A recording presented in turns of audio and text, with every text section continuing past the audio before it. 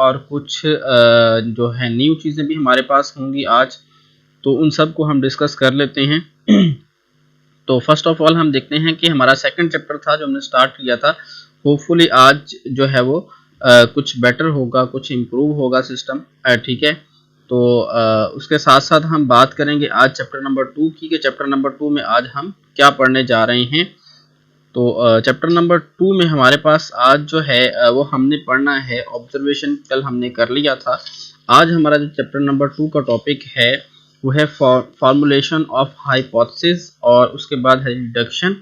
तो इसको हम फॉलो करेंगे, formulation of hypothesis and formulation of deduction. तो formulation of hypothesis and formulation of deduction आज हम डिस्कस करेंगे। तो इसी तरह हम एक्सपेरिमेंटेशन को भी आज ही डिस्कस करेंगे। तो हमारे साथ रहिएगा, हम सब लोग आपस में डिस्कशन भी करेंगे, इसकी बातचीत भी होगी, और साथ साथ में हम देखेंगे कि हमारा आज का जो टॉपिक है उसमें हमने क्या पढ़ा। तो हम बात करते हैं, नेक्स्ट है हमारे पास है फॉर्मुलेशन ऑफ हाइपोथेसिस, ठीक है। तो हाइपोथेसिस फॉर्मुलेशन के अंदर हमने जो देखा वो क्या चीज़ होगी कि मफरूज़ा कायम करना, फ़र्ज़ करना, ठीक है। कि हम जो सपोज कर लेते हैं कोई चीज़, उसे हम कहते हैं कि ये मफरूज़ा। जिस तरह के आजकल ये सपोज किया जा रहा है, बल्कि आज से चंद दिन पहले ये सपोज किया जाता था कि किसी अगर पेशेंट को बुखार है तो उसमें 2-3 पॉसिबिलिटीज़ हो सकती हैं। एक तो ये है कि उसके ब्लड के अंदर प्लाज्मोडियम पाया जाएगा तो वो मलेरिया होगा। दूसरा ये है कि अगर टाइफाइड का वो बैक्टीरिया पाया जाएगा तो टाइफाइड होगा। तो इसी तरह 2-3 कंडीशन, अगर डेंगू वायरस उसके अंदर पाया जाता है तो वो फीवर जो है वो डेंगू वायरस की वजह से होगा, ठीक है। तो ये मफरूज़ा कायम किया गया था, फ़र्ज़ किया गया था, सपोज किया गया था, ठीक है। तो इसी को लेके हम आगे चलते हैं आज की फॉर्मुलेशन ऑफ हाइपोथेसिस के अंदर, कि आज की हमारे पास जो फॉर्मुलेशन ऑफ हाइपोथेसिस है इसमें हम डिस्कस करेंगे कि एक हाइपोथेसिस को हम किस तरह से जो है वो बनाते हैं और उसकी क्या सिग्निफिकेंस है और किस तरह से हम उसे अप्लाई कर सकते हैं नेक्स्ट प्रोसीजर के लिए। तो हाइपोथेसिस के अंदर हमारे पास जो पीछे हमने एक्सपेरिमेंट किया है, एक्सपेरिमेंटेशन के बाद हमारे पास नेक्स्ट जो है वो ऑब्जर्वेशंस आई हैं, ठीक है। अब उन ऑब्जर्वेशन की बेस पे हमने एक सपोज कर लेना है, एक फ़र्ज़ कर लेना है कि हमारे पास से जो भी हमने सपोज किया या फ़र्ज़ किया है, तो उसमें हमने ये देखना है कि अब जो भी हमने सपोज किया है उसकी क्या सिग्निफिकेंस है और आगे वो किस तरह से हम उसे अप्लाई कर सकते हैं, ठीक है जी। तो हम बात करेंगे कि हमारे पास जो है जो सिग्निफिकेंस इसकी बनती है हाइपोथेसिस की, उसे हम देखेंगे, और इसके साथ साथ हम बात करेंगे कि डिडक्शन हम किस तरह से बनाएंगे, और इसके साथ साथ हम बात करेंगे कि एक्सपेरिमेंटेशन किस तरह से हम करेंगे, ठीक है। तो लें जी, वालेकुम अस्सलाम, तमाम बच्चों की चैट मेरे पास आ गई है, ओपन हो गई। अवैस, अनफाल, वालेकुम अस्सलाम। इसी के लिए मैं थोड़ी स्ट्रगल कर रहा था। ले जी, होपफुली मुझे बताइएगा कि आज की स्ट्रीमिंग बेटर है, आपको पता चल रहा है सारा कुछ, ठीक है। कल वाला लेक्चर समझ नहीं आया, ले बच्चे उसे रमीन वालेकुम अस्सलाम। हम कोशिश करेंगे कि जो हमारे प्रीवियस लेक्चर हैं उनको भी मैं इंशाल्लाह रिपीट करूंगा, ठीक है। जी बेटा मुझे बताइएगा कि आपको आवाज़ आ रही है, तस्वीर आ रही है। If you have any issue then discuss with me. तो कोशिश करेंगे कि उसे हम सॉल्व करें। आवाज़ बिल्कुल आ रही है, आवाज़ का कोई इशू नहीं है फिल वक्त। तो देखिएगा, हमारे पास आज का जो टॉपिक है ना बेटा, अब आपको पता है कुछ सिस्टम इस तरह का है कि जिसकी वजह से हम डिस्टर्बेंस हुई। मैं भी मतलब तमाम टीचर्स जी अपने घर में बैठ के सिस्टम को कोशिश करके जो है वो कर रहे हैं। वालेकुम सलाम फ़ायज़ा। बेटे आप लोगों के लिए सिस्टम है, आप लोगों के लिए हम अवेलेबल हैं। हमारी कोशिश यही है कि आपका टाइम जो है वो ज़ाया ना हो, टाइम वेस्ट ना हो।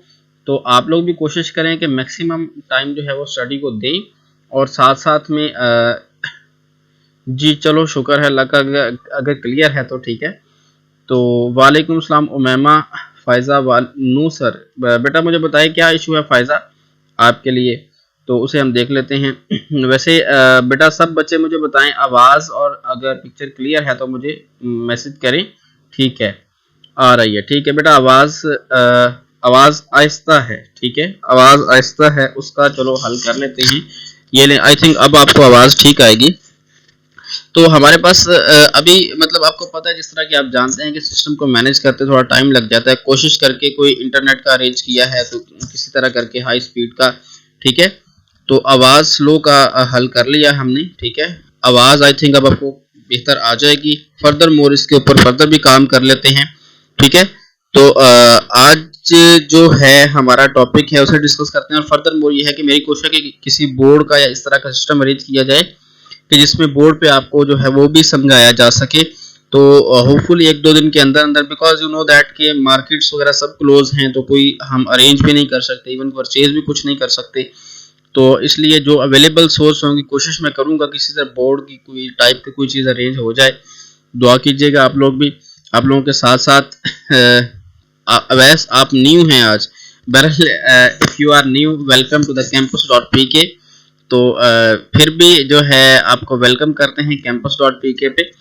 तो कल का लेक्चर दोबारा मैं ये सोच रहा हूँ कि आज हम चलें कल का लेक्चर से ही हम रिपीट कर लेते हैं चैप्टर 2 का इंट्रोडक्शन से। अगर आपको अच्छा पता चल रहा है, समझ आ रही है, हम चैप्टर 2 का इंट्रोडक्शन से ही। Laiba welcome to the campus.pk, आपको भी वेलकम करते हैं, तमाम बच्चों को वेलकम करते हैं। तो आज हमारे पास जो चैप्टर है, अब 2 से हम स्टार्ट कर लेते हैं, ठीक है। कोमल कॉन्सेप्ट क्लियर कर दें, ठीक है। कॉन्सेप्ट को हम क्लियर कर लेते हैं, बात कर लेते हैं उसके। सॉल्विंग ए बायोलॉजिकल प्रॉब्लम हमारे पास सेकंड चैप्टर है, इसी को हम डिस्कस करेंगे। ठीक है। मरियम आसिफ, वालेकुम अस्सलाम बेटे, वेलकम टू campus.pk, ठीक है। कोमल, आई एम आल्सो न्यू जी, ठीक है, वेलकम टू campus.pk तमाम बच्चों को। खैर अब हम बात करते हैं टॉपिक की। तो हमारे पास जो फर्स्ट ऑफ ऑल चैप्टर 2 है, इसे हम, इसका नाम है सॉल्विंग ए बायोलॉजिकल प्रॉब्लम। सबसे पहले आपको ये पता होना चाहिए कि बायोलॉजिकल प्रॉब्लम क्या है और उसे हम किस चीज़ को हम बायोलॉजिकल प्रॉब्लम कहते हैं, बेसिकली ये देखना होगा सबसे पहले। जी बेटा, हम उर्दू मीडियम में बात कर रहे हैं, मैं उर्दू मीडियम में आपको समझा रहा हूँ, उसमें कोई इशू नहीं होगा आपको। जहाँ कहीं आपको इशू होगा, कोई बात पता नहीं चलेगी, ज़ैनब वालेकुम अस्सलाम, तो वहाँ पे आपको ज़रूर गाइड कर दिया जाएगा, ठीक है। तो हम बात कर लेते हैं सॉल्विंग अ बायोलॉजिकल प्रॉब्लम में बायोलॉजिकल मेथड की, कि बायोलॉजिकल मेथड क्या है और बायोलॉजिकल प्रॉब्लम क्या है। देखिए सबसे पहले तो all the disease which are present nowadays are considered as biological problem, ठीक है। अच्छा जी, ठीक है, ठीक है बेटे, मैंने आपका मैसेज पढ़ लिया है। तो हम बात करेंगे सॉल्विंग बायोलॉजिकल प्रॉब्लम। तो बेसिकली आपका फीडबैक जो है वो भी साथ साथ ज़रूरी है, आपकी बातें भी मैं देख रहा हूँ साथ साथ कि क्या बच्चे मुझसे चाह रहे हैं, क्या बात की जा रही है, तो उसको भी साथ साथ देखना ज़रूरी होता है। ख़ास तौर पर जब 2-4 दिन का गैप आ जाए तो उसके बाद, ठीक है। तो कोशिश करते हैं कल परसों 1-2 दिन के अंदर सिस्टम को इम्प्रूव करके आपके लिए कोई बोर्ड का अरेंज किया जाए, और उस बोर्ड के साथ साथ जो है वो फिर आपको प्रेजेंटेशन और सब चीज़ें वो साथ साथ आपके मेंशन होंगी। लीजिए बायोलॉजी, पहले इंट्रोडक्शन की हम बात करते हैं। चैप्टर नंबर 2 के अंदर हमारे पास है बायोलॉजिकल प्रॉब्लम। तो बायोलॉजिकल प्रॉब्लम बेसिकली क्या है? बायोलॉजिकल प्रॉब्लम जो है वो कोई भी डिजीज जो होती हैं हमारे यहाँ, वो तमाम की तमाम कंसिडर की जाती हैं, ये बायोलॉजिकल प्रॉब्लम है। फिर उसको हम एक मेथड के जरिए, एक मेथड के थ्रू हम सॉल्व करते हैं, फिर उस मेथड को हम कहते हैं सॉल्विंग अ बायोलॉजिकल प्रॉब्लम। वो एक स्पेसिफिक मेथड है। पहले हमने फाइंड आउट करना है कि क्या वाकई कोई डिजीज है, कि मतलब वाकई कोई डिजीज है, उस डिजीज के ऊपर फिर हमने वर्क करना है। अगर कोई डिजीज है तो वो एक बायोलॉजिकल प्रॉब्लम है। अब उस बायोलॉजिकल प्रॉब्लम को हमने सॉल्व करना है, उसके डिफरेंट मेथड्स हैं जिनको हमने फॉलो करते हुए बायोलॉजिकल प्रॉब्लम को सॉल्व करना है, ठीक है जी, ठीक है। तो उसके लिए फिर हमारे पास एक मैकेनिज्म है, इस चैप्टर के अंदर हम उसे डिस्कस करेंगे। और एज अ बायोलॉजिकल डिजीज हम मलेरिया की बात करेंगे। मलेरिया जो है उसे एज अ बायोलॉजिकल प्रॉब्लम हम डिस्कस करेंगे। लेकिन हमारे पास सबसे पहले बायोलॉजिकल मेथड क्या है? बायोलॉजिकल मेथड वो मेथड है जिसके जरिए हम किसी बायोलॉजिकल प्रॉब्लम का मतलब किसी भी डिजीज को, मतलब उसका हल उसको करते हैं, ठीक है, उस डिजीज का सॉल्यूशन की तरफ जाते हैं। अब आजकल जो कोरोना वायरस है ये एक बायोलॉजिकल डिजीज है, बायोलॉजिकल प्रॉब्लम है, और इसको सॉल्व करने के लिए डिफरेंट साइंटिस्ट जो है वो वर्क कर रहे हैं, ठीक है। तो बिल्कुल इसी तरह लाइक कोरोना वायरस, ठीक है। तो इसलिए हम इसको डिस्कस करेंगे, बिल्कुल ठीक है।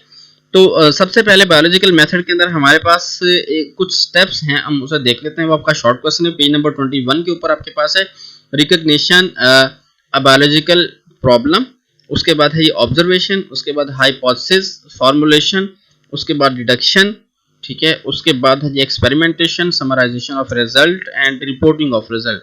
ये बायोलॉजिकल प्रॉब्लम जो है उसके जो है मेथड, बायोलॉजिकल मेथड के कुछ स्टेप्स हैं। सबसे पहले की हम बात करते हैं रिकॉग्निशन ऑफ बायोलॉजिकल प्रॉब्लम। सबसे पहले आम फ्लू होता था, मतलब कोई कोरोना वायरस नहीं था आज से चंद माह पहले, 2019 से पहले अगर आप कंसिडर करें तो कोरोना वायरस नहीं था। एक सिंपल किस्म का फ्लू हो जाता, वो आपको मुझे किसी को भी हो सकता है, स्नीजिंग हो सकती थी, छींकें आ सकती थी।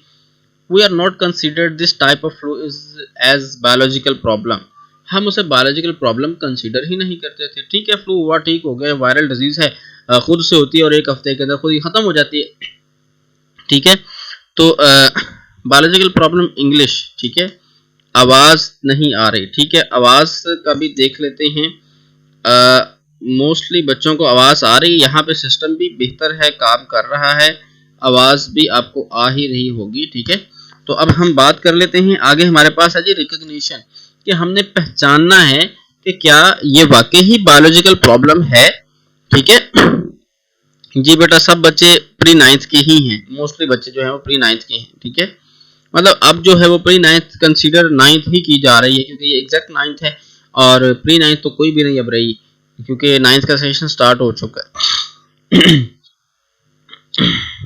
लेसन का मतलब है कि किसी भी डिजीज को या बायोलॉजिकल प्रॉब्लम को सॉल्व करना और उसका पता चलाना कि इसकी क्या ट्रीटमेंट हो सकती है और ये किस वजह से होता है। रीजन एनी बायोलॉजिकल डिजीज, किसी भी जानदार के अंदर कोई डिजीज आती है, कोई बीमारी आती है, तो उसे हम कहते हैं कि ये बायोलॉजिकल प्रॉब्लम है, और उस डिजीज की फाइंडिंग करना, उस डिजीज की फाइंडिंग करना, उसे हम कहते हैं कि ये बायोलॉजिकल मेथड है। ठीक है, तो उसके लिए भी डिफरेंट स्टेप। सबसे पहले रिकॉग्निशन ऑफ बायोलॉजिकल प्रॉब्लम, कि बायोलॉजिकल प्रॉब्लम को हमने रिकॉग्नाइज करना है, पहचानना है। ठीक है, तो उस पहचान के लिए हमारे पास एक अथेंटिक कोई चीज होनी चाहिए। जिस तरह मैंने आपको बताया कि पहले सिंपल फ्लू होता था, उसे हम आइडेंटिफाई नहीं करते थे, उसे हम मेंशन भी नहीं करते थे, इवन कि अगर हो गया है तो ठीक है, इट्स ओके, वो खुद ही ठीक हो जाएगा। लेकिन आफ्टर सम टाइम जब हमने देखा कि ये कोरोना वायरस का जो फ्लू है, this is very dangerous and patient में be die due to this flu, कि पेशेंट जो है वो उससे डाई भी हो सकता है। तो इस वजह से पेशेंट के डाई, हमने उसको सीरियसली लिया, considering is that this is the biological problem, कि यह बायोलॉजिकल प्रॉब्लम है। इसे अब फिर हम साइंटिफिक मेथड में या बायोलॉजिकल मेथड में ले गए हैं कि अब हमने इसको किस तरह से करके सॉल्व करना है, कौन से ऐसे मेथड हैं, किस चीज को हमने अप्लाई करते हुए। सबसे पहले हमने रिकॉग्नाइज कर लिया, पहचान लिया। ठीक है, उसके बाद है जो ऑब्जर्वेशन, सिंपल। अब आप डॉक्टर के पास गए, अब डॉक्टर ने, जो टीम थी, उन्होंने ये सोचा है कि बायोलॉजिकल प्रॉब्लम के अंदर हमने ऑब्जर्व करना है कि एक सिंपल बायोलॉजिकल पेशेंट के अंदर, मतलब जिस तरह आम फ्लू हो रहा है एक, और एक इस तरह का फ्लू जिस तरह कोरोना वायरस है, तो उसमें क्या डिफरेंस है। तो वो ऑब्जर्वेशन लेना शुरू करेगा, ऑब्जर्वेशन विद 5 सेंसेस, कि 5 सेंसेस के साथ ऑब्जर्वेशन। बेसिकली ऑब्जर्वेशन बनती है सिमिलैरिटीज और डिफरेंस की बेस के ऊपर, कि मतलब सिंपल फ्लू में या फीवर में और कोरोना वायरस की वजह से जो फीवर है उसमें क्या फर्क है। सिंपल फीवर जो है वो 98 से 99 100 हो सकता है, ठीक है, लेकिन जो कोरोना वायरस की वजह से फीवर है 102 हो सकता है, इससे कम नहीं होगा। ठीक है, मतलब ये एक डिस्टिंग्विश लाइन हम बना रही है, ऑब्जर्वेशन है ना।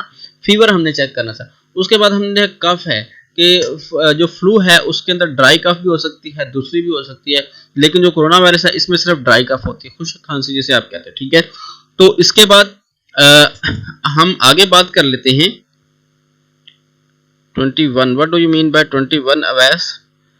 तो इसके बाद हम आगे बात इससे करते हैं कि ऑब्जर्वेशन, इसके बाद और फर्दर ऑब्जर्वेशन हम लेंगे। हमारी 5 सेंसेस जो होती हैं उनसे हम ऑब्जर्वेशन फाइंड आउट करते हैं। वो होती है हमारे पास, इधर लिखी हुई है, आपका शॉर्ट क्वेश्चन भी है, ये शॉर्ट क्वेश्चन मार्क कर लें। Observation are made with the 5 senses of vision, hearing, smell, taste and touch. ठीक है, ये जो है इसे ऑब्जर्वेशन कहते हैं। Page number 21, okay, page number 21 पे डेफिनेशंस वगैरह लिखी हैं, वो मैं आपको बता रहा हूँ कि शॉर्ट क्वेश्चन है। Observation are made with the 5 senses of vision, hearing, smell, taste and touch. ठीक है, इसके बाद फिर हमारे पास नेक्स्ट होता है जी कि क्वालिटेटिव एंड क्वांटिटेटिव डेफिनेशन। सबसे पहले आपके पास जो है वो steps to solve biological problem, पहला क्वेश्चन। ठीक है, write down the steps to solve biological problem. उसमें पेज नंबर 21 के ऊपर ये जो पॉइंट्स बने हुए हैं ये सारे आपने लिखने होंगे। उसमें recognition of biological problem, observation, hypothesis formulation, deduction, experimentation और समराइजेशन ऑफ रिजल्ट और उसके बाद रिपोर्टिंग ऑफ रिजल्ट। ठीक है, तो इसके बाद हम नेक्स्ट बात कर लेते हैं। हमारे पास जो ऑब्जर्वेशन है, उस ऑब्जर्वेशन में हम 5 सेंसेस से काम कर रहे हैं, 5 सेंसेस से काम ले रहे हैं। वो 5 सेंसेस हमारी ऑब्जर्वेशन में आती हैं और उसके बाद फर्दर हम बात कर लेते हैं क्वालिटेटिव ऑब्जर्वेशन और क्वांटिटेटिव ऑब्जर्वेशन। ऑब्जर्वेशन फिर आगे दो टाइप्स आ जाती हैं, एक को हम कहते हैं क्वालिटेटिव ऑब्जर्वेशन और एक है क्वांटिटेटिव ऑब्जर्वेशन। फॉर एग्जांपल आप अगर बात करें, सिंपल मैंने आपको एग्जांपल बता देता हूं, ठीक है, कि जो ये भी शॉर्ट क्वेश्चन आता है, difference between qualitative and quantitative observation. ठीक है, उसमें आपने दोनों की डेफिनेशन और साथ में एग्जांपल लिखना होती है। ठीक है, तो जो क्वालिटेटिव ऑब्जर्वेशन है और क्वांटिटेटिव ऑब्जर्वेशन है, इसके बारे में आपको बताता चलो। एक क्वालिटी को मेजर करती है, एक क्वांटिटी को मेजर करती है। For example you have a juice, आपके पास किसी भी ब्रांड का एक जूस है और उसके बाद आपने 2 ऑब्जर्वेशन करनी है, क्वालिटेटिव भी और क्वांटिटेटिव भी। ठीक है, वही आपको बताने जा रहा हूँ बेटा डिफरेंस इनमें। सबसे पहले आपने उसका एनालिसिस करना है ना, उसका पता करना है इसमें क्या क्या चीजें। ये आपकी 2 ऑब्जर्वेशन, आपने कहना है कि इसके अंदर शुगर है, इसके अंदर वाटर है, इसके अंदर फ्लेवर है, इसके अंदर प्रिजर्वेटिंग एजेंट है, इसके अंदर सॉल्ट है, इसके अंदर कलर है, इसके अंदर डिफरेंट एटसेट्रा एटसेट्रा, ये है। This is considered as qualitative observation. Qualitative observation ये क्वालिटी के हवाले से आपने की। ठीक है, अब हम बात करते हैं क्वांटिटेटिव। अब क्वालिटेटिव ने ये नहीं बताया इस जूस के अंदर कितने ग्राम शुगर है, कितने ग्राम वाटर है, कितने ग्राम फ्लेवरिंग, ये बताया कि क्वांटिटेटिव ऑब्जर्वेशन। जब हम बात करेंगे ना क्वांटिटेटिव ऑब्जर्वेशन की, तो वो हमें बताएगी कि इस जूस के अंदर इतने ग्राम वाटर है, 90 ग्राम वाटर है, 6 ग्राम शुगर है, 1 ग्राम सॉल्ट है, मतलब डिफरेंट मेजरमेंट इन वेट। तो quantitative observation is more accurate then that of qualitative observation. ठीक है जी, तो इसके बाद हम एक और एग्जांपल के साथ बात कर लेते हैं। Freezing point of water is colder than that of a boiling point. पानी का जो फ्रीजिंग पॉइंट है वो उसके बॉइलिंग पॉइंट से कोल्डर है, ठंडा है, कम है। ठीक है, तो लेकिन कितना कम है कोई पता नहीं। फिर हम इसी स्टेटमेंट को जब हम लेके जाते हैं क्वांटिटेटिव ऑब्जर्वेशन में, तो हम बताते हैं freezing point of water is 0 Celsius and boiling point of water is 100 Celsius, exact numbers. ठीक है, तो हम क्वांटिटेटिव, पहले हम क्वालिटेटिव ऑब्जर्वेशन बनाते हैं, फिर हम क्वांटिटेटिव ऑब्जर्वेशन बनाते हैं। जिस तरह फॉर एग्जांपल एक स्टेटमेंट देते थे कि जी कोरोना के पेशेंट जो भी हैं इस फीवर के, जब पता नहीं था, इनके ब्लड में कोई माइक्रो ऑर्गेनिज्म है, उसका नाम अब पता नहीं क्या है या को क्या चीज है। फिर हम ये क्वालिटेटिव हो गई। फिर क्वांटिटेटिव में जब हम जाएंगे तो हम कहेंगे इसके अंदर कोविड-19 मतलब कोरोना वायरस जो है एग्जैक्ट वो मौजूद है, उनकी इतनी क्वांटिटी हो जाए तो वो फीवर और अपने आप को एक्सप्रेस करना शुरू कर देते हैं। ठीक है, ब्लड के अंदर और लंग्स के अंदर। तो ये मतलब क्वालिटेटिव और क्वांटिटेटिव ऑब्जर्वेशन का कॉन्सेप्ट है। होपफुली आपको समझ आ गई होगी और बहुत सारे बच्चे बहुत सारे क्वेश्चंस कर रहे हैं।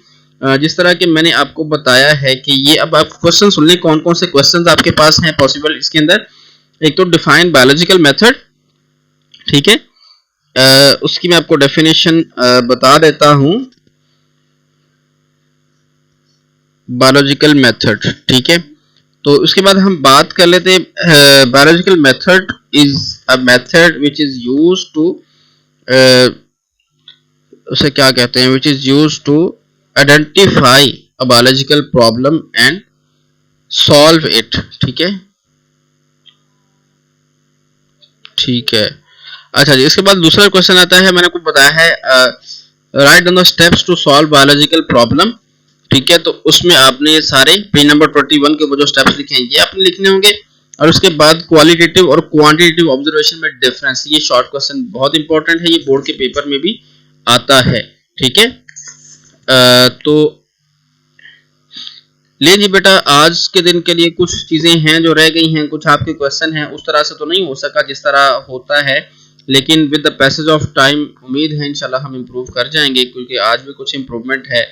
तो कोशिश है मेरी, बिल्कुल हम सारा दिन इसी काम में लगे रहते हैं, लेकिन आपको पता है कि मार्केट बिल्कुल क्लोज है और सोर्सेज तकरीबन अवेलेबल नहीं है बिल्कुल। तो बहुत ज़्यादा लिमिटेड सोर्सेज में रहते हुए हम ये कोशिश कर रहे हैं, जो कोई थोड़ी बहुत इस पर मिस्टेक है उसे निगलेक्ट कीजिएगा। तो इंशाल्लाह कल इससे भी बेहतर होगा, परसों से भी बेहतर होगा, उम्मीद करते हैं इंशाल्लाह बेहतर से बेहतर करेंगे। तो आज के लिए इतना ही, तो कल तक के लिए मुझे इजाज़त दीजिए। अल्लाह हाफिज़।